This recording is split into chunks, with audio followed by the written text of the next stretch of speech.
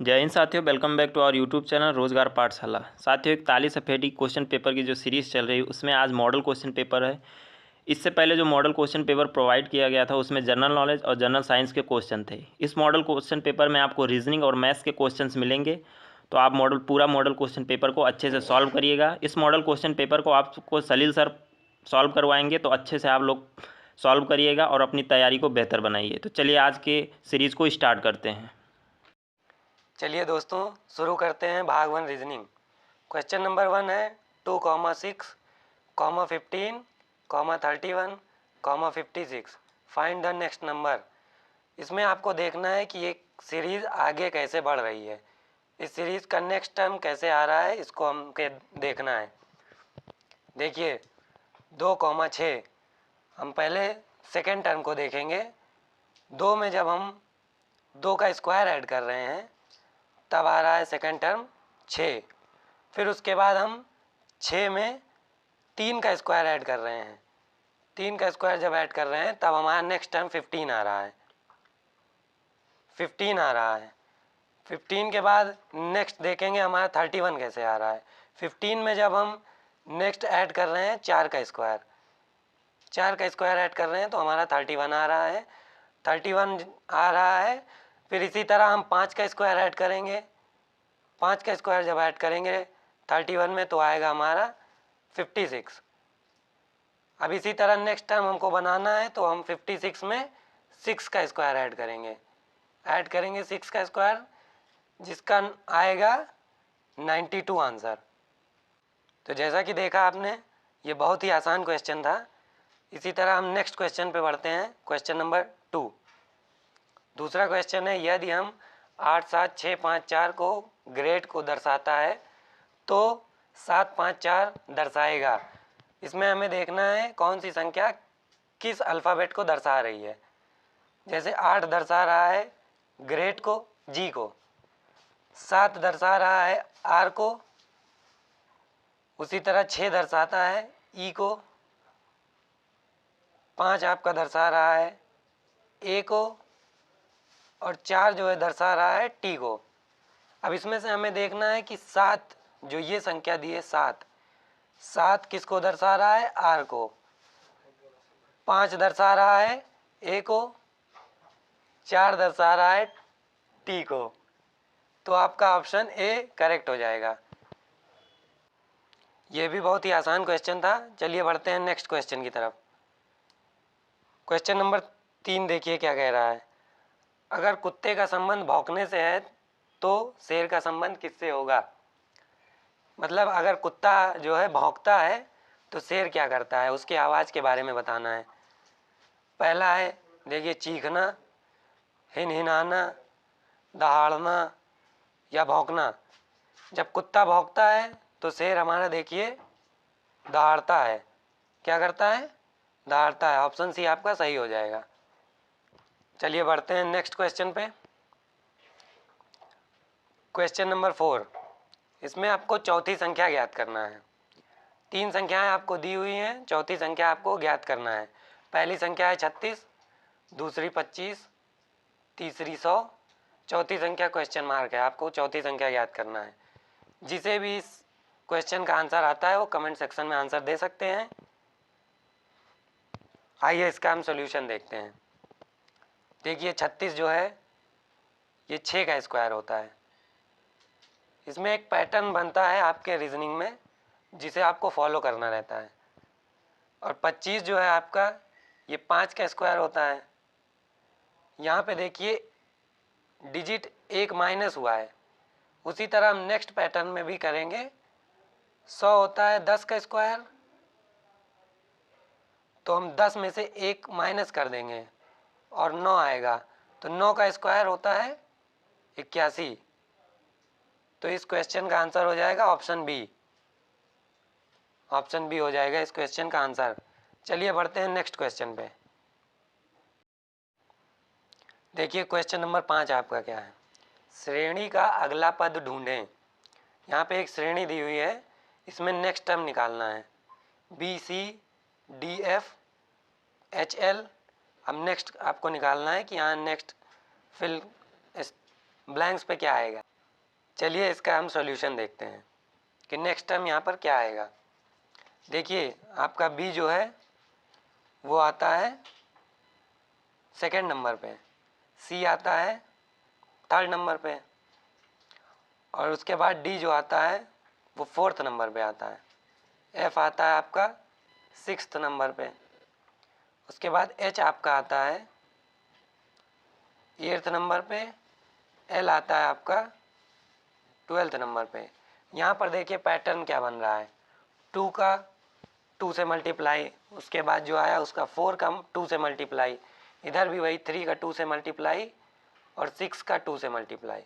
इसी तरह हम नेक्स्ट टर्म निकालेंगे 8 का 2 से मल्टीप्लाई, 16th नंबर पे जो आएगा और इधर 24th नंबर पे जो आएगा, उसी टर्म को हमें यहाँ रखना है। 16 नंबर पे आपका आता है P और 24th नंबर पे आपका आता है X। तो ये ऑप्शन सी जो है आपका एकदम करेक्ट हो जाएगा, सी ऑप्शन आपका सही हो जाएगा। चलिए बढ़ते हैं नेक्स्ट ऑप्शन पे। नेक्स्ट क्वेश्चन देखिए, क्वेश्चन नंबर 6 क्या कह रहा है। आप उत्तर में जाते हैं, दाएं मुड़ते हैं, फिर दाएं मुड़ते हैं और फिर बाएं मुड़ जाते हैं। अब आप किस दिशा में हैं? देखिए मान लीजिए ये मेरा ईस्ट है, पूर्व की दिशा है, ये वेस्ट है, ये नॉर्थ है और ये साउथ है। तो क्वेश्चन में पहले क्या कहा गया है कि आप उत्तर की तरफ बढ़ते हैं। मान लीजिए इस पॉइंट से आप उत्तर की तरफ बढ़ रहे हैं, उत्तर की तरफ आप गए, फिर आपको दाएं मुड़ना है। आप जब दाएं मुड़ेंगे तो आप पूर्व की दिशा में पहुंच जाएंगे। यहाँ से पुनः आपको फिर से दाएं मुड़ना है, फिर आप साउथ के डायरेक्शन में मुड़ जाएंगे। उसके बाद फिर आपको यहाँ से बाएं मुड़ना है। तो मतलब आपको यहाँ पे देखिए आप पूर्व की दिशा में वापस से जा रहे हैं। तो इस क्वेश्चन का आंसर हो जाएगा सिंपल सा ऑप्शन नंबर सी, पूर्व की दिशा में आप इस समय हैं। तो चलिए नेक्स्ट क्वेश्चन पे हम बढ़ते हैं। Question number 6। क्वेश्चन नंबर 7 देखिए, इसमें निम्नलिखित में विषम चुनिए। इसमें विषम बताना है कि मतलब चारों में से कौन सा ऑप्शन अलग है। पहला है मील, दूसरा ऑप्शन है लीटर, तीसरा ऑप्शन है गज, चौथा ऑप्शन है सेंटीमीटर। इसमें से आप देखिए कौन सा ऑप्शन आपको सही लग रहा है, कमेंट सेक्शन में इसका आंसर दीजिए। देखिए इसमें मील जो है ये भी दूरी को नापता है, दूरी नापने के लिए इसका यूज़ होता है। गज जो है इसका भी दूरी नापने के लिए यूज़ होता है। मीटर, सेंटीमीटर, इन सब का भी यूज़ दूरी नापने के लिए ही होता है। लेकिन जो लीटर होता है इससे हम किसी लिक्विड की मात्रा नापते हैं। तो यहाँ ऑप्शन बी आपका राइट आंसर हो जाएगा। चलिए नेक्स्ट क्वेश्चन पे हम बढ़ते हैं। Question number 8। उस संख्या को चुनिए जो अन्य संख्या से अलग है। इस क्वेश्चन में आपको डिफरेंट नंबर चूज करना है, कौन सी संख्या अलग है। देखिए पहली संख्या आपको दी गई है 398, दूसरी संख्या दी गई है 579, तीसरी संख्या 885, चौथी संख्या 696। अब इसमें आपको देखना है किस पैटर्न से हम इसमें ढूंढें कि वो संख्या अलग है। तो देखिए 398, तीनों इन संख्याओं के तीनों डिजिट का हम ऐड करते हैं। जब इसे हम ऐड करेंगे तो आएगा 20, इसका आंसर आएगा। और इसके तीनों डिजिट का हम ऐड करेंगे, फिर इसमें देखिए 21 आंसर आएगा। फिर इसको भी ऐड करेंगे, ऐसे ही सारी संख्या का हम ऐड करेंगे, इसमें भी 21 आएगा और इसमें भी 21 आएगा। देखिए आपका ऑप्शन बी, ऑप्शन सी और ऑप्शन डी तीनों में इसका आंसर 21 ही आ रहा है, लेकिन जो है फर्स्ट ऑप्शन में आपका आंसर इसका 20 आ रहा है, तो ये संख्या आपकी डिफरेंट हो जाएगी, तो ऑप्शन ए आपका सही हो जाएगा। चलिए बढ़ते हैं नेक्स्ट क्वेश्चन पे। Question number 9। देखिए क्वेश्चन में क्या कहा गया है, राम बिंदु ए, मान लीजिए कोई बिंदु ए है, वहाँ पे राम खड़ा है, वहाँ से वो दाईं ओर चलता है। चलिए क्वेश्चन को पूरा देखते हैं।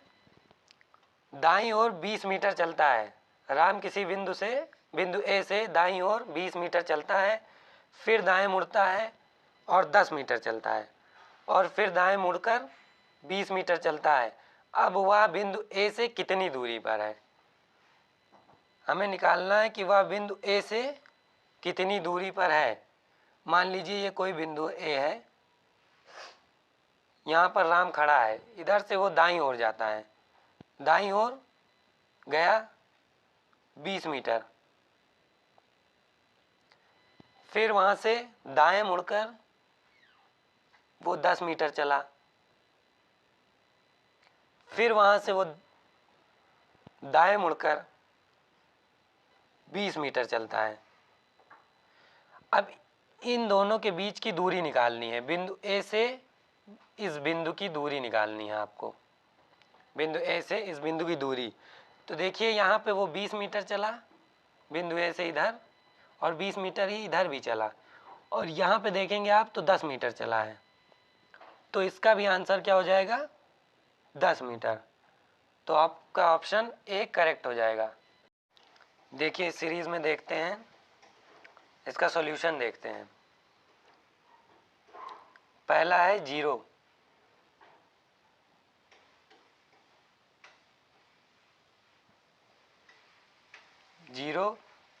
फिर उसके बाद 6 है, फिर 17, फिर 35 और फिर है 62।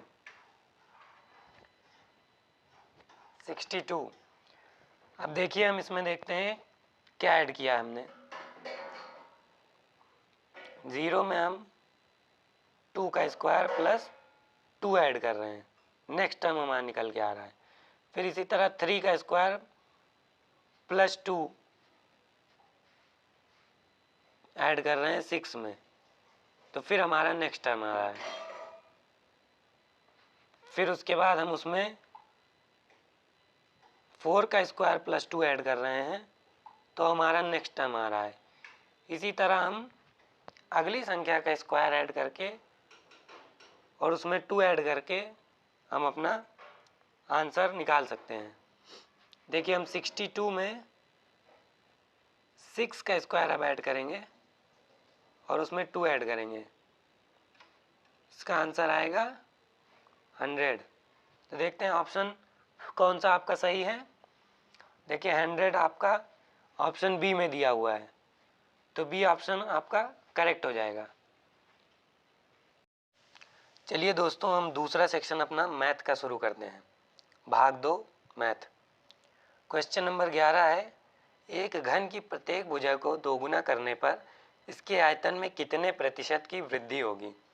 मान लीजिए किसी घन की भुजा को हम दोगुना कर दें तो उसके आयतन में जो वृद्धि होगी वो बताना है हमें। मान लीजिए हम किसी घन की एक भुजा को मानते हैं कि घन की भुजा 10 है। अब हम घन की भुजा जब 10 है तो इसका आयतन हो जाएगा, घन का आयतन होता है भुजा का क्यूब, मतलब 10 का क्यूब, जो कि हो जाएगा 1000। इसी तरह हम अब जब दुगना कर देते हैं तो ये हो जाएगा 2 गुणे 10, भुजा हमारी आ जाएगी 20। इसको हम इसका आयतन निकाल लेंगे, 20 का क्यूब हमारा हो जाएगा 8000, ये हो जाएगा आपका 8000। अब देखिए हमें निकालना है कितने प्रतिशत की वृद्धि हुई। अब 8000 में से हम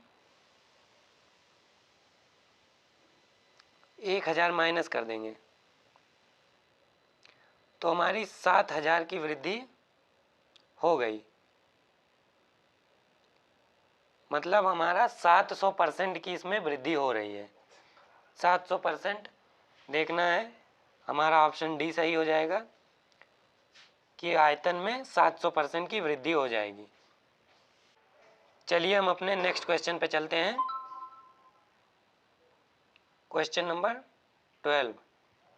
एक घन के विकर्ण की लंबाई 6√3 सेंटीमीटर है। इसका संपूर्ण पृष्ठ क्षेत्रफल ज्ञात कीजिए। घन का जो विकर्ण होता है वो होता है a√3, मतलब भुजा इंटू √3।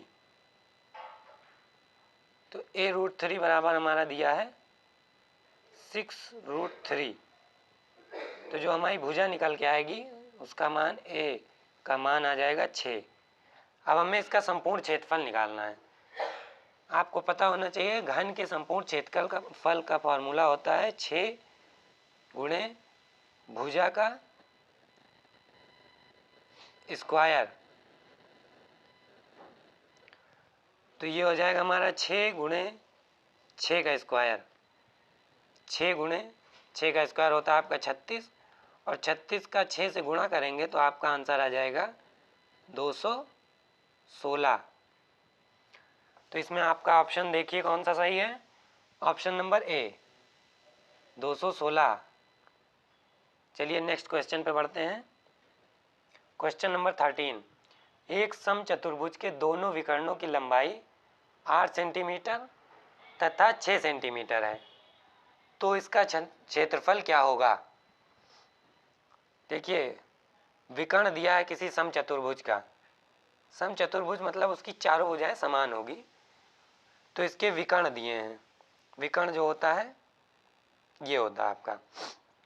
तो विकर्ण दिया है, जब किसी समचतुर्भुज का विकर्ण दिया होता है तो उसका हम क्षेत्रफल निकालते हैं 1/2 गुणे पहले विकर्ण की लंबाई गुणे दूसरे विकर्ण की लंबाई।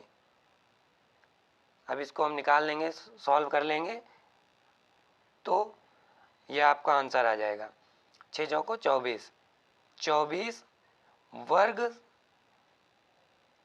सेंटीमीटर, या फिर इसको लिख सकते हैं 24 सेंटीमीटर स्क्वायर। आपका ऑप्शन बी करेक्ट हो जाएगा। चलिए नेक्स्ट क्वेश्चन पे हम अपने बढ़ते हैं। Question number 14। एक समकोण त्रिभुज की भुजाएं क्रमशः 3 सेंटीमीटर, 4 सेंटीमीटर तथा 5 सेंटीमीटर लंबी हैं। इसका क्षेत्रफल ज्ञात करो। समकोण त्रिभुज पहले हम बना लेते हैं।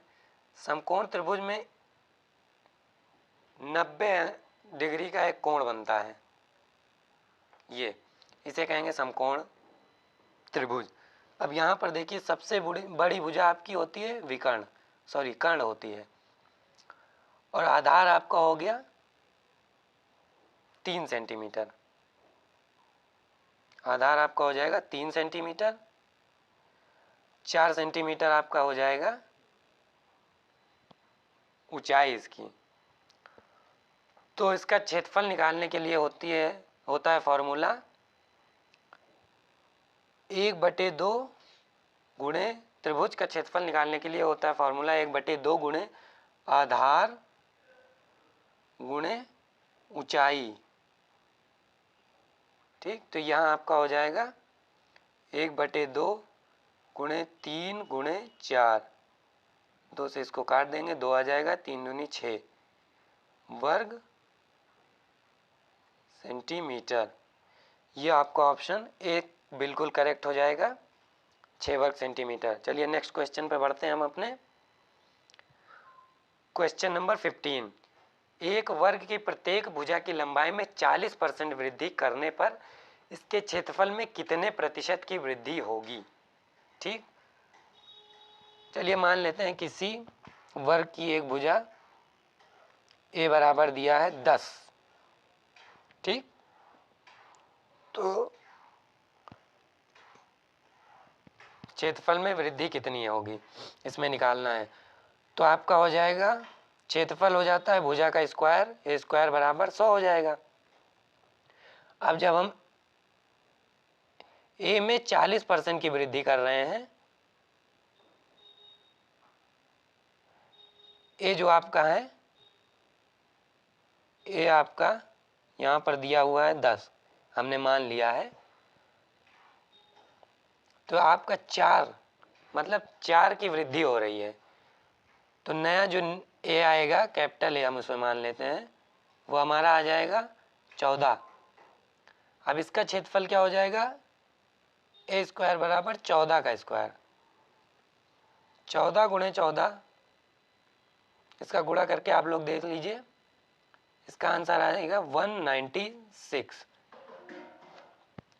जैसा कि 196 आ गया आपका आंसर। अब इसमें से हमें निकालना कितने प्रतिशत की वृद्धि हुई, तो पुराने क्षेत्रफल को हम इसमें से घटा देंगे, तो आ जाएगा 96% की वृद्धि हो जाएगी। तो देखिए ऑप्शन नंबर, किस ऑप्शन में 96% दिया है, ऑप्शन ए में दिया है, तो आपका ऑप्शन ए सही हो जाएगा। चलिए अगले क्वेश्चन पे बढ़ते हैं। क्वेश्चन नंबर 16, 900 रुपये की धनराशि पर 2% वार्षिक ब्याज की दर से कितने समय में साधारण ब्याज 54 रुपये होगा। देखिए साधारण ब्याज का फॉर्मूला क्या होता है, साधारण ब्याज बराबर होता है मूलधन गुणे दर गुणे समय, टी मान लेते हैं, समय बटे 100। यहाँ पे आपको साधारण ब्याज का मान दिया हुआ है 54, मूलधन आपका 900 है, गुणे 2% की वार्षिक ब्याज है, और टी हमें निकालना है बटे 100। इसको हम आप सॉल्व कर लेंगे, एक जीरो से एक जीरो, एक जीरो से एक जीरो कट जाएगा, और उसके बाद 9 से हम इधर काट देंगे, 6 बार जाएगा, 2 से इसको काटेंगे 6 को, 3 आ जाएगा, तो टी बराबर आपका आ जाएगा 3 वर्ष। आपका ऑप्शन ए बिल्कुल करेक्ट हो जाएगा। चलिए नेक्स्ट क्वेश्चन की ओर बढ़ते हैं। क्वेश्चन नंबर 17, इसमें निकालना है 1280 का के 20% का मान आपको बताना है। 1280 का 20% आपको निकालना है,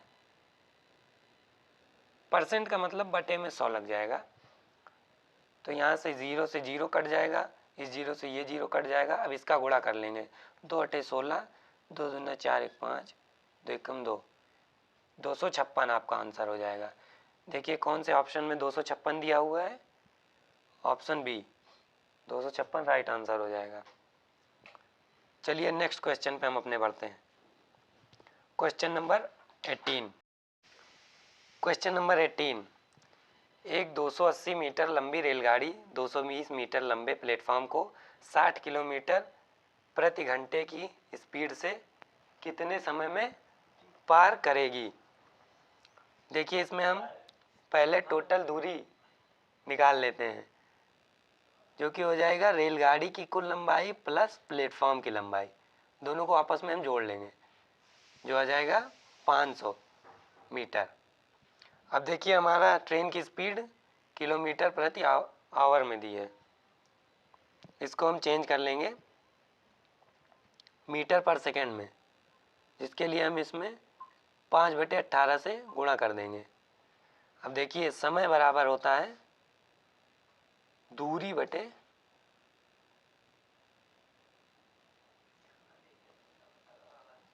चाल। दूरी आपकी है 500 मीटर, चाल है 60 गुणे 5/18। अब ये 18 आपका पलट के ऊपर चला जाएगा, ये हो जाएगा 500 गुणे 18 बटे 60 गुणे 5, एक जीरो से एक जीरो कट जाएगा, 6 से हम इसको काट देंगे 3 आ जाएगा, और 5 से इसको काटेंगे 10, यह आ जाएगा आपका 30 सेकेंड। ठीक, आपका देखिए ऑप्शन कौन सा सही है, ऑप्शन नंबर बी 30 सेकेंड। चलिए नेक्स्ट क्वेश्चन पे बढ़ते हैं। क्वेश्चन नंबर 19, एक कार की चाल 10 मीटर प्रति सेकंड में है, इसकी चाल को किलोमीटर प्रति घंटे में बदलिए। इसमें देखिए किलोमीटर प्रति घंटे में बदलना है। देखिए 10 मीटर प्रति सेकंड दिया है आपको, प्रति सेकंड। इसको किलोमीटर प्रति आवर में बदलने के लिए 18/5 से गुणा कर देंगे। 5 से इसको काटेंगे 2 आ जाएगा, 18 से 2 में गुणा 36 हो जाएगा। 36 किलोमीटर प्रति आवर। आपका ऑप्शन देखिए कौन सा सही है। पहला ऑप्शन है 32, दूसरा 40, तीसरा 36। ऑप्शन सी 36 सही हो जाएगा।